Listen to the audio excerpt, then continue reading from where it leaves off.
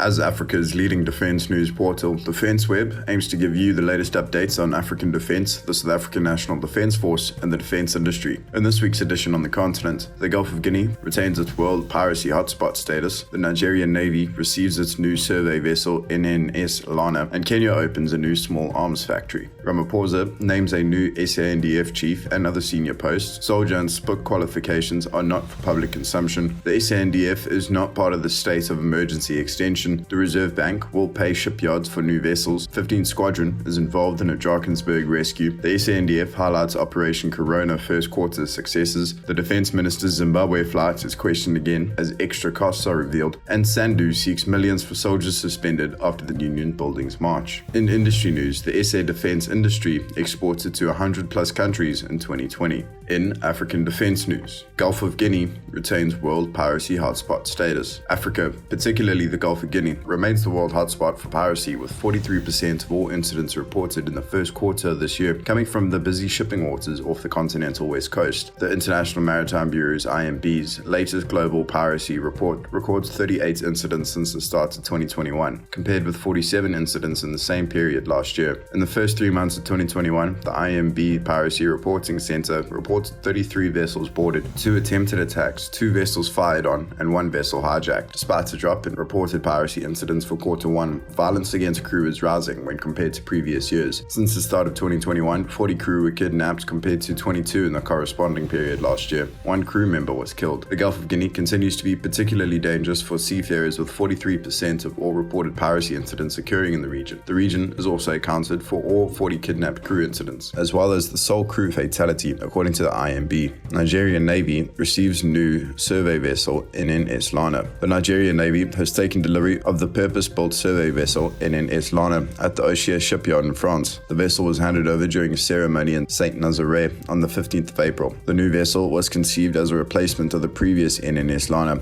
a survey ship that was decommissioned about 10 years ago. Kenya opens new small arms factory. Kenyan President Uhuru Kenyatta has opened a new $37 million small arms factory as the country seeks to improve self-reliance on defense and security equipment. The factory was opened on the 8th of April and has the capacity to produce 12,000 assault rifles per year. In the next year, the factory will focus on 9mm pistols and 7.62mm assault rifles. It appears to be manufacturing 5.56mm assault rifles at present. The factory draws 60% of its input from local sources, the Kenyan presidency said. Kenyatta said this country seeks to enhance self-reliance and security through local production of equipment and technologies. He pointed out that the factory will lower the cost of acquired weapons for Kenya's security agencies and establish a sustainable national security industrial base that provides jobs for the Kenyan youth. And in SANDF news, Ramaphosa names new SANDF Chief and other senior posts. When long-serving SA National Defense Force Chief General Saleh Sholke retires at the end of May, current Joint Operations Chief Lieutenant General Rudzani Mafwanya will move into the post. His appointment, along with that of other service and division chiefs, was announced on the 14th of April by President Cyril Ramaphosa, Commander-in-Chief of the National Defense Force. Welcoming Mafwanya, the President said in a broadcast statement that he is a highly decorated officer with vast operational experience, whose military career started in 1978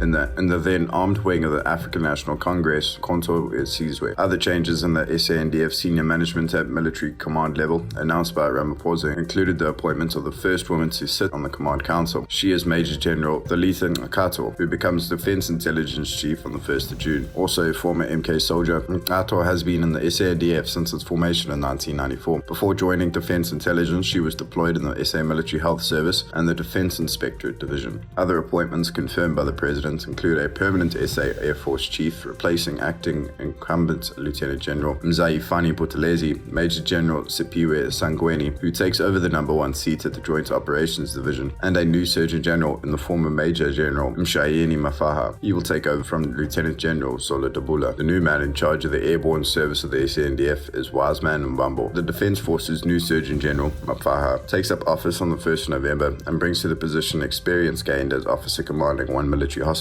and Chief Director, Military Health Force Preparation. Soldier and spook qualifications, not for public consumption. South Africans, including those who represented them in Parliament and the National Council of Provinces, are seemingly not allowed to know the qualifications of senior military and national security personnel. This emerged from a parliamentary question put to Public Service and Administration Minister Senzo Mchunu. Michelle Clark, the Democratic Alliance Shadow Deputy Public Enterprises Minister, wanted to know the number of senior managers in the public service, which includes the SA National Defence Force and the State Security Agency, whose qualifications and credentials are not sufficient for the positions they hold. Mchunu's reply showed 41 national government departments have 1,987 not properly qualified senior managers on their payrolls. 4 managers working for and with retired General Derek Mgwebi at the Department of Military Veterans are reportedly not properly qualified for the work they are employed to do. On security-related departments, the spooks under Minister Anyanda Ndlolo are not considered public enough to be counted for qualifications, but Minister Beki Sele's SA Police Service is. There are 228 underqualified senior people in the ranks of national crime fighters. SANDF, not part of lockdown extension. Soldiers and other National Defence Force personnel are not part of current government COVID-19 enforcement regulations, extended until the 15th of May by Cooperative Government and Traditional Affairs Minister Nkosazana Dlamini Zuma in early April. Police are still active on crime prevention in the Cape Flats area of the Western Cape, where soldiers were until the end of January an active component in providing backup to search and seizure operations. Reserve Bank, not Armscor, will pay shipyards for new vessels. Main contractors of the 2 SA Navy projects currently underway need not concern themselves about receiving payment for building 4 new seagoing platforms for the maritime service of the National Defence Force. The reassurance to Damon Shipyards Cape Town and Sandok Offshore Shipyards in Durban came from Defence and Military Veterans Minister Nosiviwe Mapisa-Ngakula in reply to a parliamentary question. This project for 3 inshore patrol vessels is being executed at Damon Shipyards Cape Town, with vessel number 1 being put into the water at the Victoria and Alfred Basin in March. Indications are the first multi-mission inshore patrol vessel will be handed to the SA Navy around September. Construction of the second is underway, with all 3 planned to be commissioned and working by 2023. They will join the refurbished pair of strike craft to form the SA Navy patrol fleet at Naval Base Durban. Mapisa-Ngakula told the opposition shadow minister for her portfolio sufficient budget allocation is available in the Special Defence account to meet contractual obligations for Project Hotel, the acquisition of a new hydrographic survey vessel and associated workboats, as well as an onshore upgrade of the SA Navy hydrographic facilities. The replacement for the aging SAS Protea is underway in Durban, with indications the new vessels will be ready for South Africa's maritime service around August 2023. The building and delivery of workboats, part of the overall project, has been completed by Cape Town-based Beecraft. Mapisa-Ngakula allayed any possible fears her questionnaire might have as regards funding provision for both naval acquisition projects. Funding is not transferred to Armscor for prime mission equipment acquisition. Armscor, as a procurement agency for the Department of Defence, manages the procurement and contracting process on behalf of the department. The payment is released directly to the supplier from the Department of Defence account via the Reserve Bank. Payments are made after Armscor, as the contract manager, confirms achievement of the specific milestone on the contract, she wrote in a reply to Murray. 15 Squadron in Drakensberg rescue. A 60-year-old hiker with head injuries was rescued from a precarious site in the Drakensberg thanks to the efforts of the Provincial Nature Conservation Agency, the Mountain Club of SA, Westline Aviation, and the SA Air Force. Part 1 of the rescue started on the 9th of April when the Mountain Club's mountain rescue team was on the receiving end of a distress call. According to Gavin Rubenheimer, the club's KZN search and rescue convener, the hiker fell and sustained head injuries after taking a wrong route when descending Gray's Pass in the Monkskull area. A joint operation started with 2 experienced rangers, 1 a paramedic, airlifted it to the top of Gray's Pass. Descending by torchlight, they could not reach the injured hiker and stopped, starting the descent again at first light. On reaching the patient, immediate medical assistance was given while waiting for a 15 Squadron Oryx. High winds delayed the arrival of the twin-engine workhorse, with 4 technical rescuers aboard. Nifty flying skills saw rescuers winched down, the patient secured and brought aboard for a mercy flight to a nearby hospital. SANDF highlights Operation Corona first quarter successes. In the first 3 months of the year, soldiers deployed on border protection, confiscated contraband, narcotics, recovered stolen vehicles, and handed 12,500 illegal immigrants to the police and immigration authorities for further processing. The Joint Operations Division of the SA National Defence Force notes in a statement, troops deployed at our borders continued to apprehend undocumented persons. They prevented livestock theft and seized people guarding these livestock towards the borderline. The majority of contraband, conservatively valued at just on 31 million rand, was taken from smugglers attempting to illegally enter South Africa from Mozambique and Zimbabwe. Narcotics, not specified but normally dagga, tick and mandrax, worth over 21 million rand, was confiscated by soldiers in the Free State, Eastern Cape, KwaZulu-Natal and Mpumalanga, indicating the country's countries of origin as Lesotho, Mozambique and Zimbabwe. Soldiers are now apparently assuming the duties of traffic officers, with the statement noting traffic fines were issued to individuals not abiding by road traffic rules. Fines were also handed to citizens contravening lockdown regulations. In separate recent operations, soldiers in the Musina area of Limpopo snared 1.4 million rands worth of illicit cigarettes. One haul was buried in Border Town Cemetery, and the second was, according to the SANDF,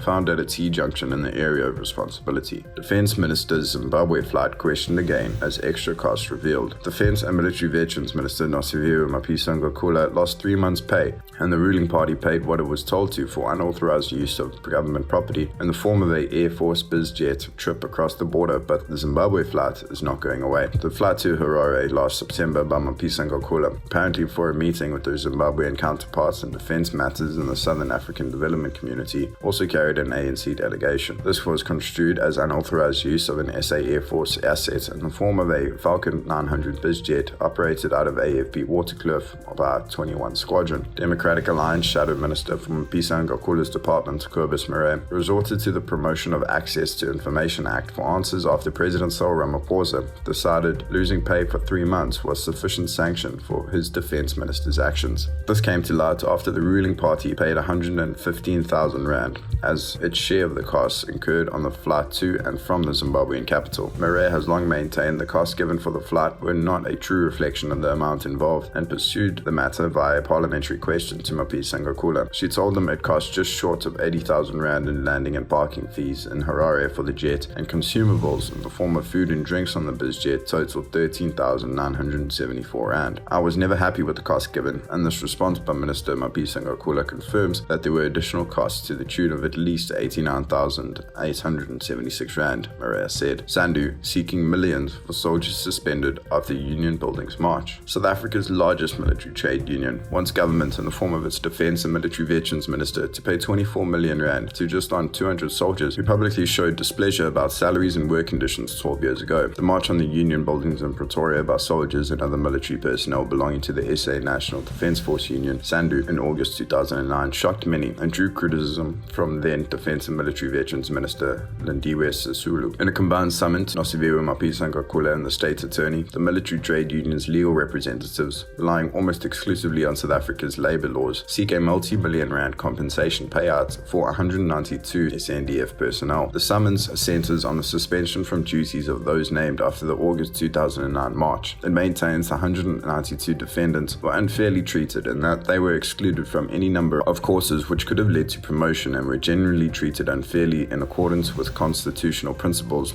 as regards fair labour practices, and were further unfairly discriminated against. Other claims in the summons include not being considered for continental deployments, not being paid bonuses and allowances, not considered for salary increases, and prevented or limited from utilising living quarters normally made available to them. Sandu maintains these and other issues are in breach of the National Defence Force deployment agreements, or that government breached the legal duty it owed to ensure fair labour practices and or fair administrative action. Indications are labour action in the form of picketing by soldiers and other uniformed National Defence Force personnel could again be seen if salary increases are not implemented across the public service this year. And in industry news, SA defence industry exported to 100 plus countries in 2020. The 2020 annual report of Government's National Conventional Arms Control Committee, NCACC, the latest available, shows 628 contracts valued at 3,111,588,919 rand were issued to the South African defence industry for munitions exports, with 147 contracting permits worth 15,567,766,095 rand authorised in the period under review. The contracting and exports permits saw South African defence industry companies place either equipment and services or other expertise in 106 foreign countries in the 1st of January to 31st of December 2020 calendar year. The NCACC annual report is dated 31st of March and is signed off by Justice and Correctional Services Minister Ronald Lamola as acting NCACC chair. Armoured combat vehicles are a major export commodity going to African countries including Cameroon, the Ivory Coast, Mali, Senegal, Togo and Uganda, with Thailand and the United Arab Emirates also listed as buyers. The 150 vehicles are only specified as armoured personnel carriers. Other South African defence exports include large caliber artillery, listed only as weapon, with 46 guns going to France, Germany, Malaysia, Indonesia and Nigeria. Light weapons from South Africa were sold to Brazil, Pakistan, the Swiss Confederation, UAE, the United Kingdom, and the US, earning their manufacturers or distributors 4,445,946 rand. 15 countries took delivery of South African ammunition specified as round/shell. The balance of exports were in the categories imaging or countermeasures, electronic and warning equipment, as well as software and what is termed associated technology. Please like and subscribe to our YouTube channel, our daily and weekly newsletter, and our other social media platforms if you enjoyed the webcast. Leave a comment below. Thank you for listening, stay safe, and we'll see you next week.